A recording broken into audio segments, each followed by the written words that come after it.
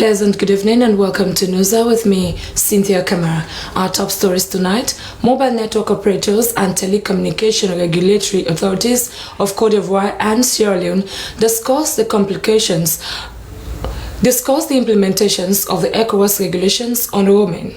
The officials of Cambia District Council fines 5,000 leones each for failing to produce financial records.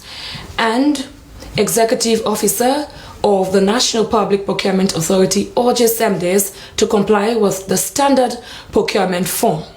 All the stories are all lined up in the next hour of our news broadcast. I am Cynthia Kamara. Stay tuned.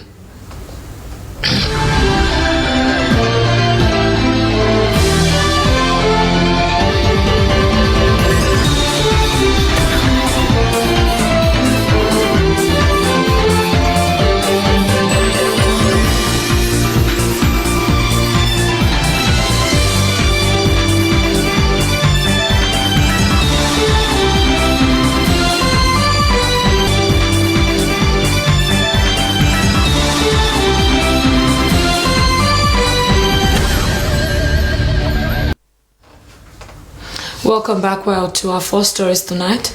A bilateral technical meeting is being held in Freetown between the Telecommunication Regulatory Authority of Cote d'Ivoire, NATCA, and mobile network operators of both countries to discuss the implementation of the ECOWAS regulation on public money roaming in the ECOWAS region.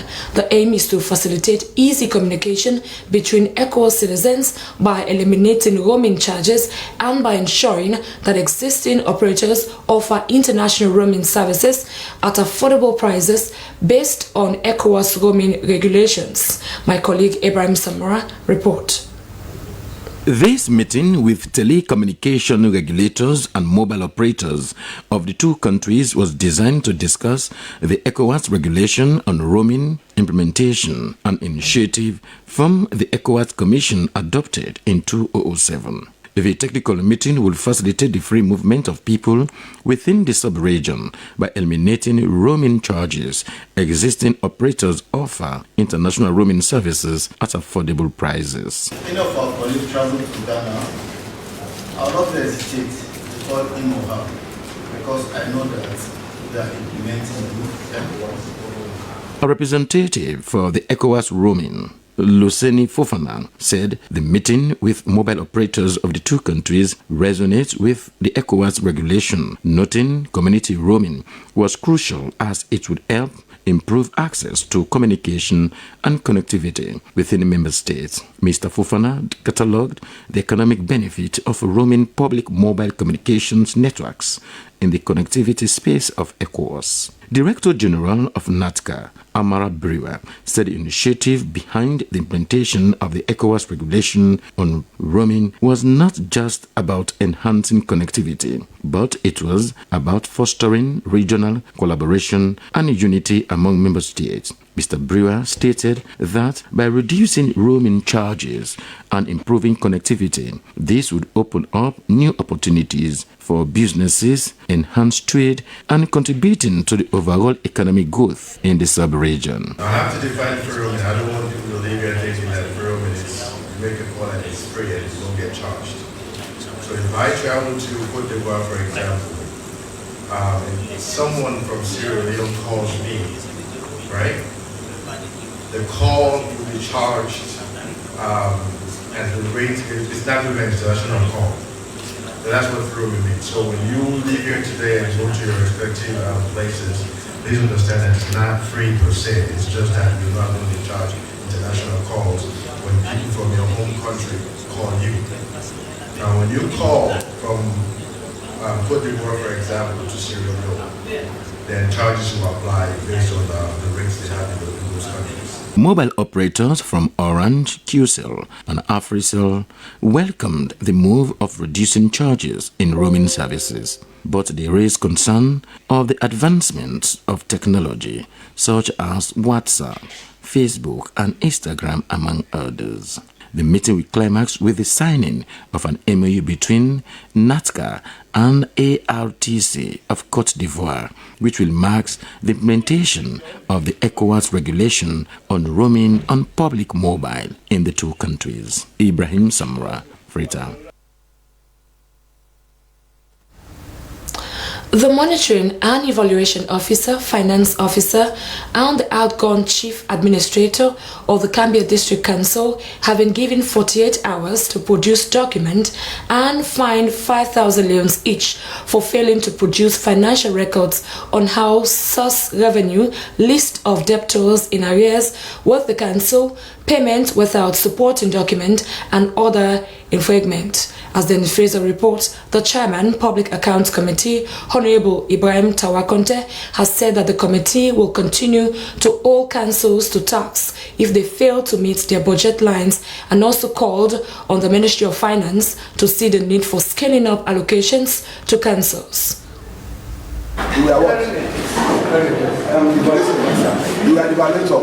The ongoing probing into the financial and administrative records of local councils by the Public Accounts Committee has revealed an unprecedented lapses on the part of local councils to meet their budgeted target on own source revenue collection. For many of the councils in the Northwest region, their account books on own source revenue slightly kept above the waters, as in the case of Karine District Council, which exceeded its projected budget in the year under review. But Cambia District Council had an abysmal shortfall in 2022 audit. This, the audit is premised on political interference. This is a pregnant lady who went to collect. She was molested, and it was just unfortunate that even after the several correspondence I did to the office of the National, nobody came to the aid of the council. The honorable Aaron here, because he was the local government committee chairman, is aware of that. But that did not prevent the committee from probing further into the financial activities of the council in accordance with the Public Financial Management Act 2022 and the Local Government Act 2009. And as per the mandate of the Audit Service Act 2014, it was discovered that the council had lots of queries incurred in the 2022 financial year, are not limited to financial irregularities. The chairman said it was a waste of government's money and absolutely intolerable, and therefore gave both the M&E officer Mani Pesima and finance officer Molai Patrick Kamara, including the outgone chief administrator Edward Alpha, a 48 hours period and a penalty of 5 million leones each for failing to produce financial records on own source revenue, list of debtors in a year with the council, payment without supporting documents, among others. I'm going to write to the accountant general, I'm going to debit it until the complete final, that is one. I'm going to take twice your elimination as provided by section 122. Then I'll come to the others and I'll take twice the amount. And I will take another 5 million for failing to produce the document, because he was responsible for the document. The chairman later remarked that at the end of the committee's work this year, it will jointly formulate a position paper with local councils, especially the best performing ones, to be factored in the national budget for scaling up allocation.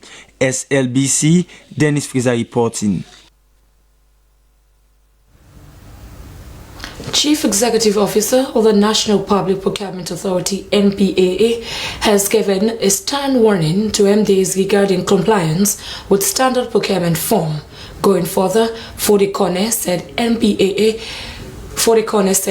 NPPA will take drastic action against practitioners who are not complying with SPF usage. Joseph Bassi filed in this report, read in the studios by Soikama. These two documents here, the price norm, third quarter 2024, and the public procurement bulletin, first volume of 2024. It was an event to launch the National Public Procurement Bulletin and third quarter 2024 price norm. The event also turned out to be a good opportunity for NPPA's Chief Executive Officer to explain what he referred to as rules of engagement in public procurement. Among the several things Fode-Kone spoke about is compliance with Standard Procurement Form SPF 6. It's a document which is required to be filled by MDs with their procurement activities and returned to NPPA. However, in more than 20 years since it was developed, Mr. Kone said that there was less than 50% SPF compliance usage. Going forward, the NPPA's boss warned that serious consequences are awaiting defaulters. We will not only name and shame the department, but also engage the financial sector to return salaries for those that are not compliant. For some of you that are in subvented agencies, we will engage the accountant general as well. We will have a circular that will make sure that it comply. The CEO also announced that effective September 2024, there would be a new threshold for quotation requests covering both national and international procurements. For national competitive bid, it's now between 250,000 to 5 million for goods. For works, for goods and services, it's between, for services, it's between now 250 to 5 million. For works, we have 500 to 8 million. He spoke about several ongoing reforms, including capacity building, harmonizing price gaps and fluctuations in the construction industry, and development of the electronic government procurements, or EGP. The EGP will help practitioners from audit problems. With the EGP, we have data security, we have records management address. He urged procurement practitioners to dispel negative perceptions about the National Procurement Authority, noting that there was need to have a regulatory authority in a decentralized procurement system. The Freetown City Council has convened a bilateral budget discussion for the 2025 financial year. The event brought together stakeholders from various sectors, including representatives from CSOs and the Ministry of Finance, who commended the Council's ambitious plans and revenue mobilization effort. Jeanette Antona, report.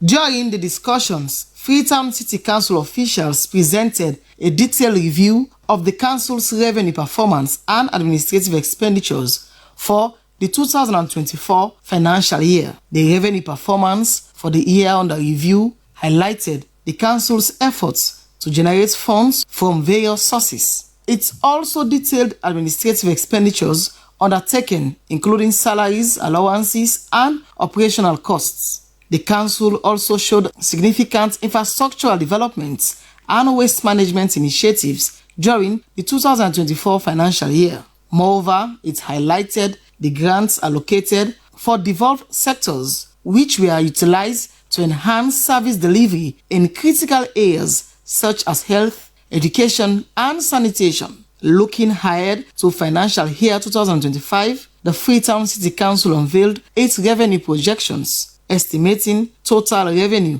of 77,408,335 million.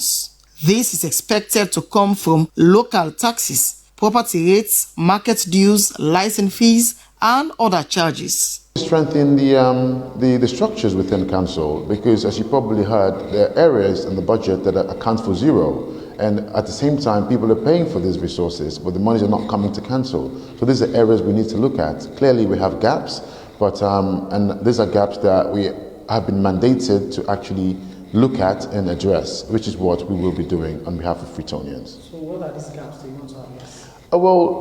Accountability are the main gaps, because if monies are being collected on behalf of council and they're not getting to the council, that is a serious challenge, as was evident in the budget. Among the proposed expenditure for 2025, key deliverables include increased waste collection and disposal in the municipality. A budget of 20,409,533 will be dedicated to enhancing waste management within Freetown. 25,681,064 loans is projected for infrastructural development in the construction and reconstruction of markets, schools, public toilets, and cemeteries across the city. Civil society organizations and the Ministry of Finance lauded the council for its robust revenue mobilization projections, but urged FCC to deliver on its mandate to benefit the residents of Freetown. The stakeholders highlighted the need for transparency and accountability in the implementation of the budget, ensuring that the proposed projects are completed on time and within the budget. They create an income generation. We cannot just rely on government to work. We want home source revenue to make sure that it moves ahead to another area. This is one of the pertinent things. And then also the property rate. The property rate is another thing that really we're trying to tell them that they need to improve on that. The Freetown City Council remains committed to improving service delivery and enhancing the quality of life for all Freetonians. For SLBC News, Jonathan Turner reporting. While the condition of street slabs in major areas of Freetown, including Pike Street, Stephen Stevens Street and Eastern Place, has become a significant concern for both pedestrians and vehicle operators, the slabs, essential for safe and efficient passage across busy streets, are deteriorating rapidly, posing serious challenges for the city's residents. Esther Sako has been looking at the condition of slabs on different streets in Freetown and compiled this report. Many Victorians rely on slabs which are on the footpath to navigate the crowded streets swiftly. However, with most of the slabs now damaged or missing, pedestrians are forced to find alternative routes, often risking their safety by walking on the busy roads. Traders have also taken advantage of the situation, occupying the few remaining slabs to display their goods, further complicating movements for those on foot. A pedestrian who expressed frustration over the current state of the slab said he is forced to take a longer route to get to where he is going, adding that it is difficult and painful to walk on uneven surfaces. But jump one time, check where the slab not there. So one distance, it's pattern the old man. While people point fingers at various factors contributing to deterioration, some believe that individuals, particularly kush smokers, are responsible for removing and selling the slabs, exacerbating the situation. But what they do, they tip the slab, right? And then so when they tip the slab, they will sell them. Then they go buy kush at the end of the day. So I believe the government is place that's like that, so and then the monitor, because the monitoring system very, very important. The Sailing Roads Authority is, however, pointing fingers on man-made activities as the main contributing factor, stating they are taking necessary measures to ensure they remedy the situation. We've already done our budgets, we've done our proposals, we've submitted a proposal that can be approved, we've advertised, and bids are open, evaluation is in process. The absence of functional slabs not only affects the flow of pedestrian and vehicular traffic, but also increases the risk of accidents. The timely replacement and repair of these slabs are crucial to ensure the safety and convenience of all who use these roads. As the city continues to grow, maintaining its infrastructure, including these vital slabs, should be a priority. SLBC News, Esther Sako reporting. As part of efforts to complement the government free quality education program, civil society activist Alfonso Manley has embarked on sport visits to secondary schools that are conducting interviews for people who passed the 2024 National Primary School Examination (NPSE). Aminata Fofana tells us more. As the interview process for new intake for secondary schools commences after the announcement of the National Primary School Examination results by the Minister of Basic Education in August this year, lots of skepticisms have emerged for the new prices of school items. Although most parents have been worried as they anticipate higher school charges, the government had earlier on announced that school authorities must not compel parents to purchase school materials that have no direct benefits to their learning. It was against this backdrop that the civil society Alfonso Mali had seen the need to embark on a monitoring exercise in various schools to ensure compliance by school authorities, beginning with St. Joseph Junior Secondary School. Guys, list in terms of convents, they have done that. We want to commend that. Secondly, if they have constituted the committee, as the ministry demanded them to do, they've done that. Now, what we also observe, they have issue with this first, second, and third place. I think the ministry must go back and review. Acting school principal of St. Joseph Junior School, Aminata Wilieta Conte, confirmed that before the commencement of the interview, they had displayed a list of the various charges of immediate school regalia and will also put in place strict measures in compliance with government regulations. Extra charges, they don't pay for admission, nothing. Because some parents were asking me this morning, Madam, do we have to pay for admission? I said, no, it is free. It's free quality education. Some parents expressed satisfaction over the process while confirming that they were not given extra cost. Besides them, put the price list together. When we came for the interview, we saw the price list. They did not force us to pay extra charges. They only asked to ensure the uniforms matches the shade of the school color if we intend to buy them outside. The beg we say for me will get the shade of the uniform. According to the team, the monitoring exercise will continue in other schools. SLBC News, Aminata Fofana. The Congo Coast Bridge, one of the most frequently used and oldest bridges in Freetown, but is in peril for pedestrians, drivers, school-going pupils, and traders due to lack of road maintenance. The bridge has potholes on it and beneath has cracked that leaks affecting homeless people and crush victims that lives beneath the bridge. Christiana Kama has this report.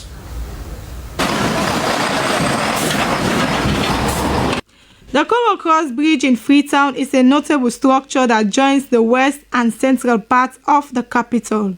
The presence of potholes on this highway bridge is risky for all who use it. Drivers plying these routes are accustomed with the high speeds and do not consider to slow down or brake when plying the road, even when the road is deplorable. Alassane Koroma, a bike rider, says the bridge is in bad condition. The potholes have caused many accidents and they are in a dangerous position. He continues to say the bridge even vibrates under the weight of traffic, and he prays for the bridge not to collapse while calling on government and SLRA to rehabilitate the bridge. Commercial about the but if anything can happen by this bridge or it broke, not to like money no more, not to commercial, all the people that will get problems.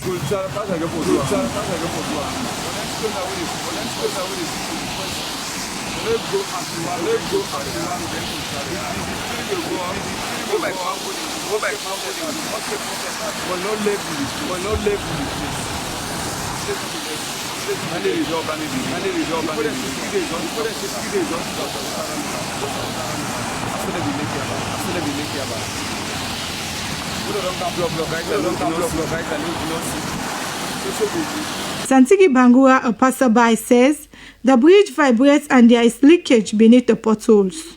He says water splashes on people on the footpath while destitute people and kush dealers live below the bridge. With such dangers for the residents, he calls on SLRA and governments to fix the bridge. Right now, as you can see, this bridge right now, almost garden, particularly that side where you reach that side, they feel say the bridge will shake. And when you look under, that side where you see so like that gallop, that's how we see like that gallop. They feel like say they leak, as you can see the potholes.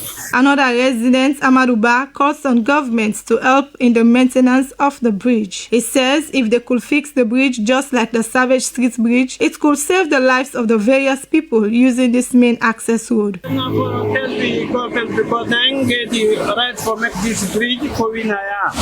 So The bridge, they make the cow, they make start in the street. SLBC News are in Freetown. Christian Akamara reporting.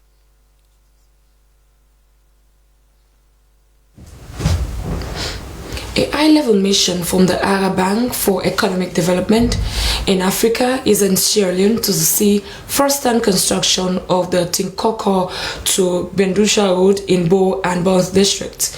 In the company of the Sierra Leone Road Authority, SLRA, and the media, the team met with contractors hired by the SLRA to construct the road, which will provide easy access to the island in Bons district via Tiong Town. Sori Samura was embedded in the mission and sent in this report from Bo. One of the high-level mission members from Badia, Sameh Azuz, described the appraisal as very important as it will in turn inform the bank firsthand on the need to get involved into the construction of the Tikonko Junction to Benducha Road.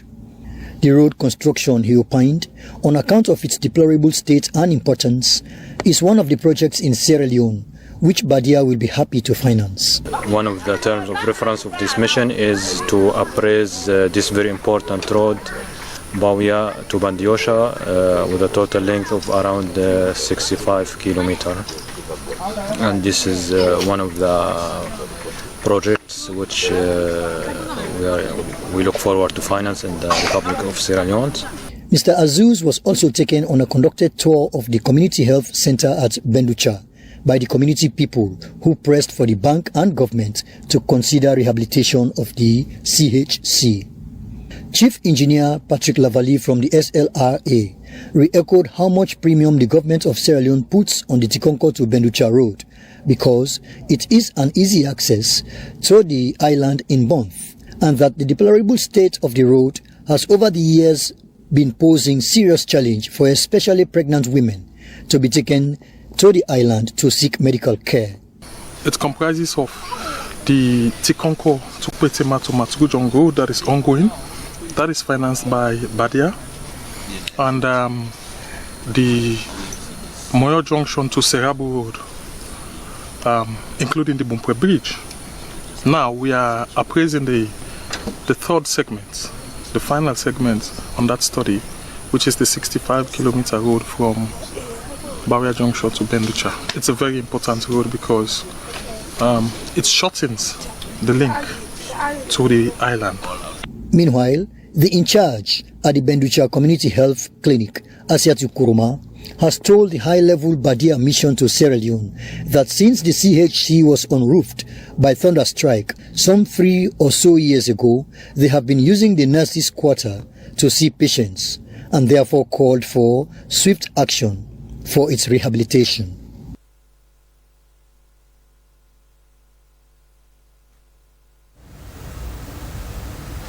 The Ministry of Trade and Industry, in collaboration with the National Consumer Protection Commission, has embarked on a monitoring exercise of substandard and expired products in business houses in Freetown. The exercise, which was led by the Deputy Minister of Trade, began at the Merani and Sons Limited, Metro, Sunmark and Sultana Enterprises at Cooltown Road in Freetown. Here, the report was sent in by Ibrahim Samra.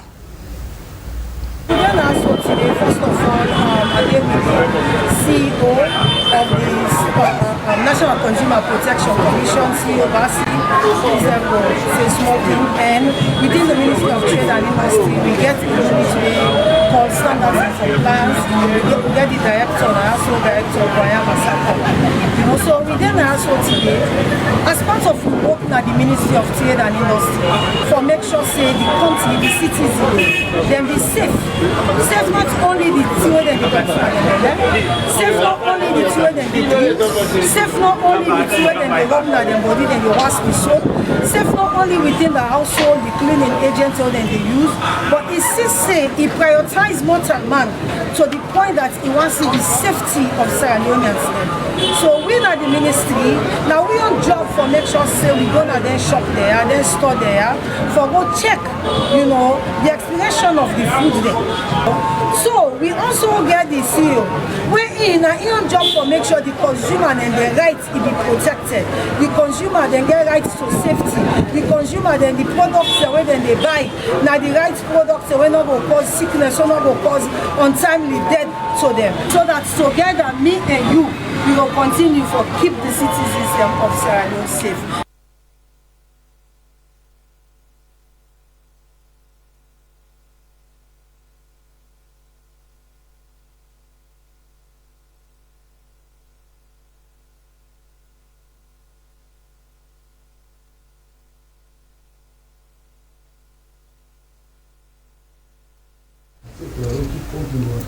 Well, the Ministry of Basic and Senior Secondary Education has introduced what they describe as strict measures for pre- and post-WAEC school examination admission rules, regulations and guidelines.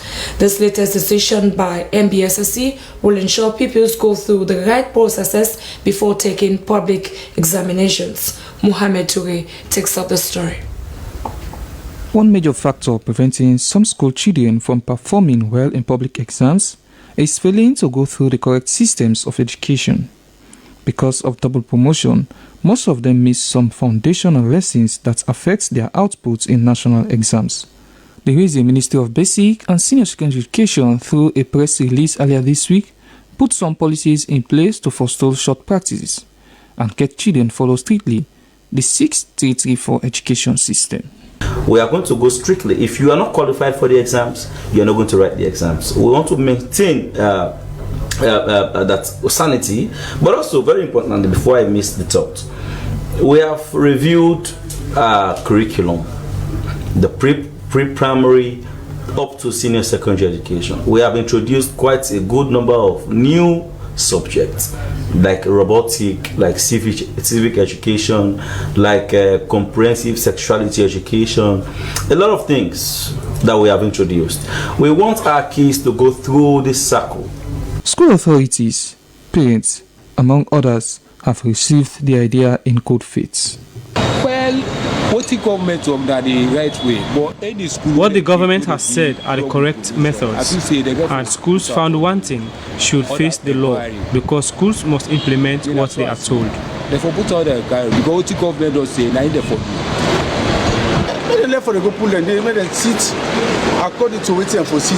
Let the teachers stop taking the children for public examinations without going through the process.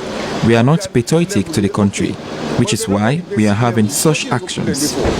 We self with the people them. We know patriotic at all to the people. Principals of schools supported the rules, stating that positive results will come from adhering to the education system. I personally appreciate it and I welcome the idea, because the government is paying fees for them, the examination fee. By adding it means more burden for the government. And the other aspect is they are not too mature for the exam. And the children are not mature for the exam. You take them to that level, it definitely is going to add to the failure. Most times they fail these exams. So it is good that this policy is now available for us as head of schools to go by it. To a large extent, teachers are conniving with the parents to allow people who are not supposed to be in examination classes to take the exam. We have noticed it, and thank God the ministry has now come out with a moratorium making it a crime. Head teacher of SM Bodrick Primary School said school health are normally misled by parents and teachers when admitting pupils. Therefore, heads of schools should have rules that will guide them not to admit the wrong pupils. Violations could lead to severe consequences, including the cancellation of results and bans on schools from entering candidates for several years. These measures aim at preventing unacceptable practice in the education system. SLBC News, Mohamed Toure reporting. Faith Healing Bible Church has held their 16th National Youth and Young Adult Conference 2024 at their National Campground Grafton. As the theme implies, the purpose for this year's conference is to see the transformation of youth in the country to achieve their purpose in life. My colleague Moses Conte sent in this report. Knowing the will and purpose of God in our lives gives us more responsibility for positive results in the future. Thus, the theme for the event, which talks about the beauty and power of a transformational life, was a pathway for youth in Sierra Leone to turn from darkness towards light. The 5 days event saw youth from various parts of the country in high attendance, with high hope and spirit of revival to live a purposeful life. They were taken through various messages from ministers at the camp while engaging in other activities which are of interest to young people. Knowing God and His purpose for young people is more embedded on the constant hearing of God's word. Thus, the event saw a host of youth surrendering their lives to Jesus with full hope to live a better life thereafter.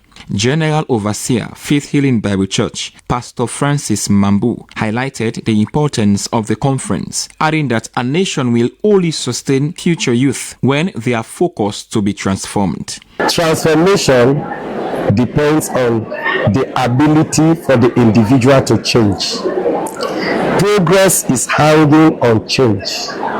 There is no way somebody can progress or can become successful or become extraordinary if the person does not accept change in his or her life. And the purpose of this conference, we brought them together for us to reason together according to the scriptures to see that progress is possible. It doesn't matter the family background where the individual may be coming from. Like I was giving my own testimony. I came from a very, very, very poor family background. I had no one to help me in my schooling. I have to do everything, to work hard, to sell, to do one thing or the other. But I was determined in my heart that I must make something out of life. And today, by God's grace, humanity is benefiting. Participants shared experience as to how the event has impacted their lives, adding that on their return, they will effect change in their different communities. Commence for now, I don't give life to Christ, so I'm Mrs. Fernando, because they was every day. So I go and change the company and talk to them. No, I'm be a card on me, no, that place for snow push. Land say, really young one, they will not for day one side, for always the goal. And how you the goal, if for know about God, then if for try for achieve something, then what me don't call land here, so I go implement it. The event, which commences yearly at the same location, ends this week, where youth will afterward be returning to their different houses with a high hope of perfect transformation from their sin to live a better and perfect life in the future. Moses Conte, SLBC.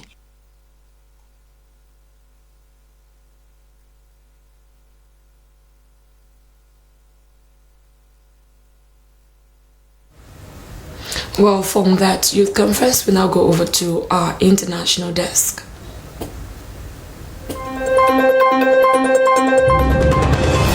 Hello and welcome to the International News Summary. My name is Daphne Zainab Kamara. Nigerians have been hit by a double whammy of chronic fuel shortages and a hike in prices by the state-owned oil company. The Nigerian National Petroleum Corporation, which imports the country's fuel and distributes it to private sellers, blamed its debts and rising global prices for its difficulty in getting fuel. Many people have been left stranded with long queues at petrol stations nationwide. Commuters in Lagos have been lining up at bus stations, but there are very few buses operating. According to sources, many garages around the country have shut down because they have run out of fuel. Others have closed to adjust their prices. In the capital, Abuja, most are open, but all have long queues as desperate drivers wait their turn. Some slept in their cars overnight. Nigerians are now pining their hopes on the new privately owned Dangote Petroleum Refinery, which have been built by one of Africa's richest men, Aliko Dangote. Ugandan opposition leader Bobby Wine have been injured in the leg in a confrontation with a policeman, but his party says he is recovering in hospital.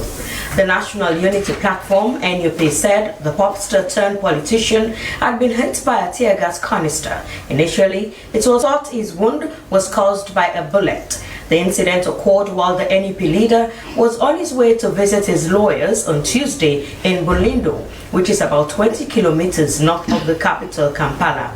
Officers on site reported that the opposition leader had stumbled while getting into his vehicle. Earlier, the ex-account of Bobby Wine, whose real name is Robert Yangulani, first broke the news, saying Bobby Wine has been shot in the leg by police in Bulindo. The NUP leader is due to undergo surgery to remove the fragments. Medical experts at Sambaya Hospital in Kampala told journalists at least 4 NUP members were arrested during the altercation. The country's security forces have a long history of pursuing political opponents of President Museveni, who has been in power for almost 40 years. The body of a British hiker has been found in Majorca, with another person still missing after being caught up in flash floods placed on Spanish island Say. Spain Civil Guard said they were on a trail through the Torrent do Pare Canyon to the Mediterranean Sea when the storm hit on Tuesday. 10 other tourists who were trapped by the floods were rescued, police said. Strong winds and heavy rain have been forecast in the area. The Civil Guard has released footage of a search and rescue team helping a group of hikers stuck in the area. The head of the Mountain Rescue Group Brigade in the island said the 10 people they had rescued. Local authorities had warned of very intense storms and urged people to avoid outdoor activities.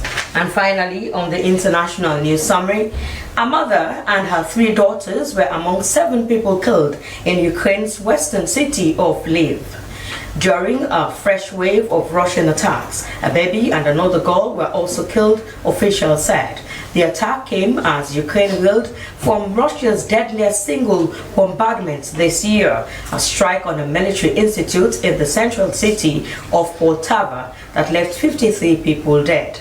Explosions were also heard on Wednesday over the capital Kiev as their defenses targeted Russian missiles. 5 people were also wounded in Kiev when a hotel was hit and nearby blocks of flats were damaged. Well, that's all we can share in this edition of the International News Summary. My name is Daphne Zainab Kamal. Thanks for watching.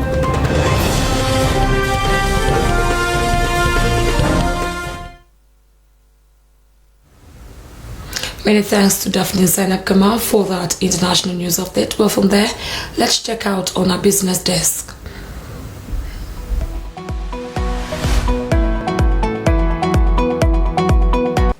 Hello and welcome to Business Update, the segment that brings to you the latest issues on market analysis and the economy. I am Stella Bangura. On today's business update, the price of pepper in the market is a constant cause for concern for traders and customers during this year's rainy season. A cup of the spicy product is currently sold between 20 leones and 25 leones. SLBC's Aminata Saise went out to gauge the situation at Kotam Road Market, Freetown, and now reports. Traders and customers in Freetown are facing increasing challenges on the increase in the price of pepper this rainy season, and it has been blamed mainly on the heavy downpour. A cup of pepper now stands between 20 leones and 25 leones. The price increase is also affecting other businesses. Customers say the situation is affecting their choice of sauce, while traders are complaining of slow sales. Mariam Jallo sells pepper at Kuta Road Market, said every year in August, the price of pepper increase in different markets. So they buy 4 million for bag. They sell 20,000 for cup. Then I can't every. So sweep the plantation. And that made the pepper go up so bad because they can't don't force 4,000, 3,000. When the rain can't every, so sweep all through. So now we don't begin grow back fresh. And make it go up. Because not before go up. A customer explains how the increase of pepper affect our daily life.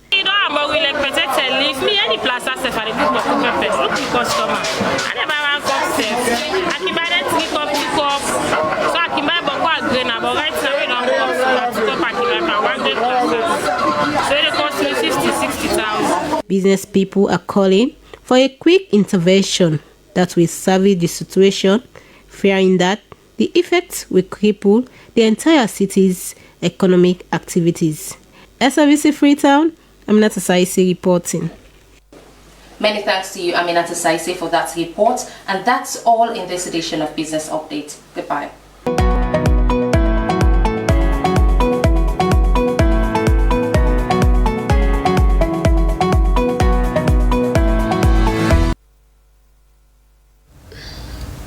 Well, from there we go over to our travel update.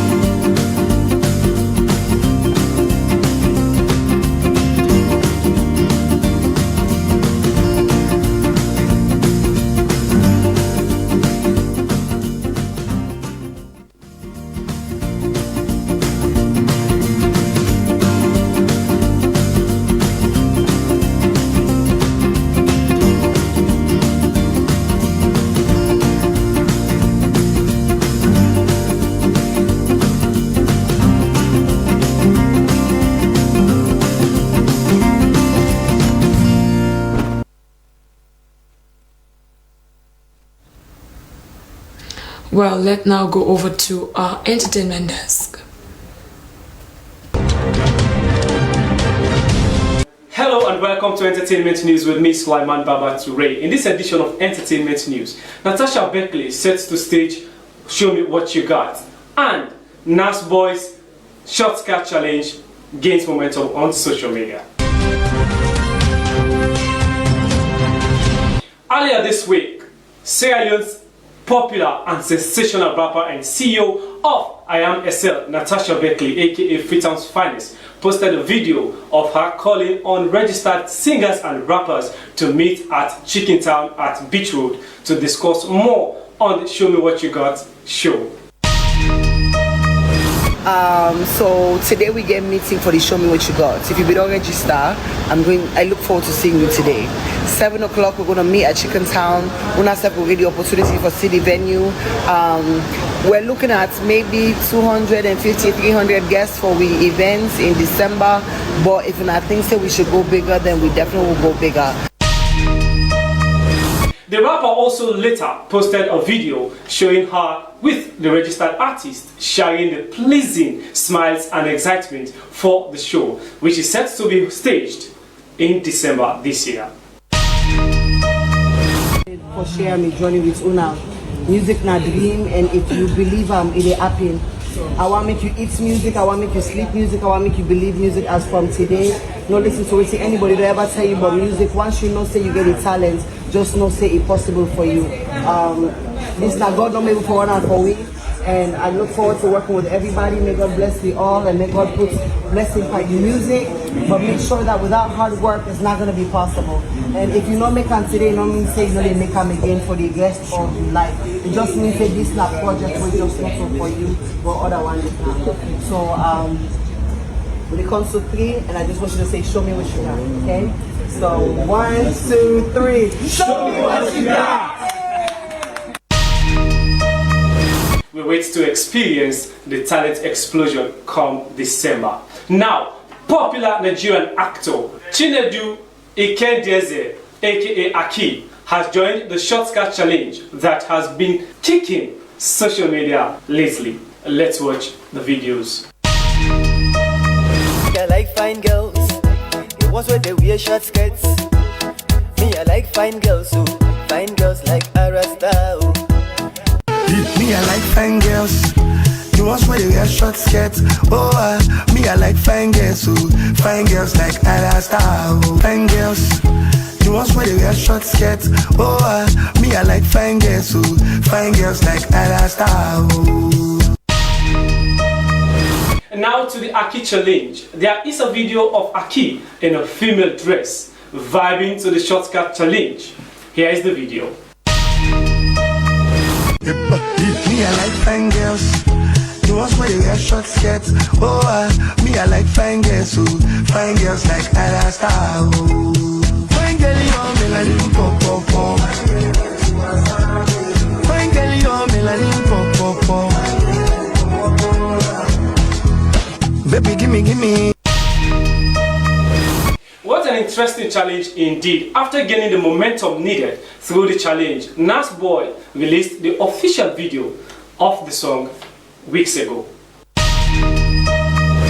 Fine girls, the ones where they wear short skirts. Oh, me, I like fine girls, so fine girls like Arasta. Fine girl, you're melanin pop pop pop. A nice video. Well, that's all we have for this edition of Entertainment News with me, Sulaiman Babature. Thanks for watching.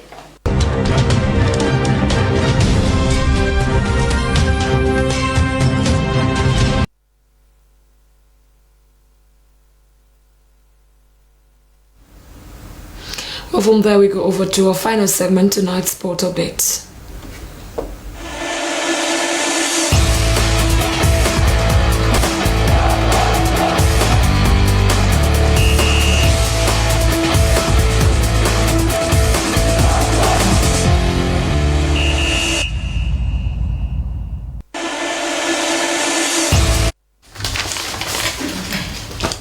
Hello and welcome to Sports Updates and News. I am your presenter, Esther Marisa Moa, in this edition of the Sport News as we continue to bring you updates on Leon Stars' preparation to face Chad on Friday coming at the SKD Stadium in Monrovia, Liberia. The foreign-based players have embraced the home-based team who completed 3 training sessions to keep the team fit for the 2025 AFCON qualifiers against Chad. Omelamintui has more. In the 2025 AFCON qualifiers, Sierra Leone will be playing Chad on September 6 at the SK Stadium in Monrovia. Liberia, with the two teams having played twice, with each team winning its home match with the same goal margin. The home-based players who are in Liberia have been keeping fit as the foreign-based players who were invited by the head coach Amidou Karim are now set. The squad is now complete, including home-based and foreign-based players with a mix of talents ahead of the match. Sierra Leone and Chad have played twice, with each team winning its home match with the same goal margin in Group G. The qualifiers will determine the 24 teams for the 35th edition of Africa's biggest sports event, which will be held in a North African nation from December 21st to January 18th. Only the top 2 teams from each group in the AFCON 2025 qualifiers will secure spots in the final tournament. SABC Sports, Mohamed to reporting.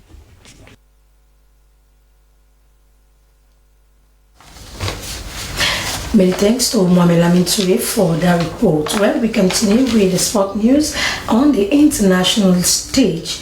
Now, Regon has apologized to the dance community for the backlash after the Olympic Games. Mohamed Lamin Toure again has the details. Rachel Gunn, the Olympic breaker who went viral for her dance performance at the Paris Games last month, has apologized to the breaking community for the backlash she brought upon it. That 7-year-old university lecturer did not register a single point across her Olympic battles against breakers in August, losing in all 3 rounds.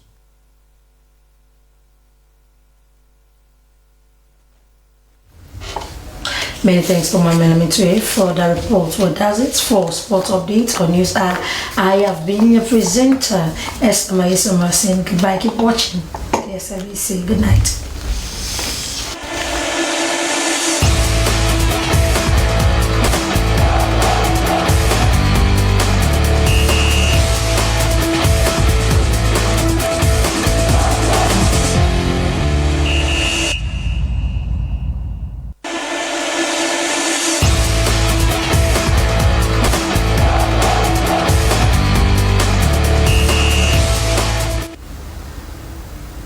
Well, many thanks there to Esther Maisamo for that sport update, and on behalf of whole staff of the SLBC, we want to wish Esther Maisamo a happy and glorious birthday and many more blessings to come. Well, that's all we have in this edition of News, but quickly let's go through our headlines. Mobile network operators and telecommunication regulatory authorities of Cote d'Ivoire and Sierra Leone are meeting in Freetown to arrange the implementation of ECOWAS regulations on roaming. The aim is to eliminate roaming charges and ensure that existing operators offer international roaming services at affordable prices based on ECOWAS roaming regulations. The Monitoring and Evaluation Officer, Finance Officer, and the outgoing Chief Administrator of the Cambia District Council have all been fined 5 million olions and given 48 hours to produce financial records and other documents to support payment.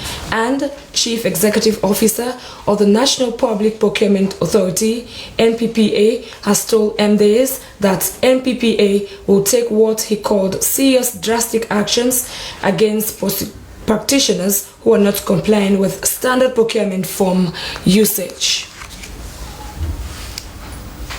With that all we have time for in this edition of News, I have been Cinda Kamai. Good night.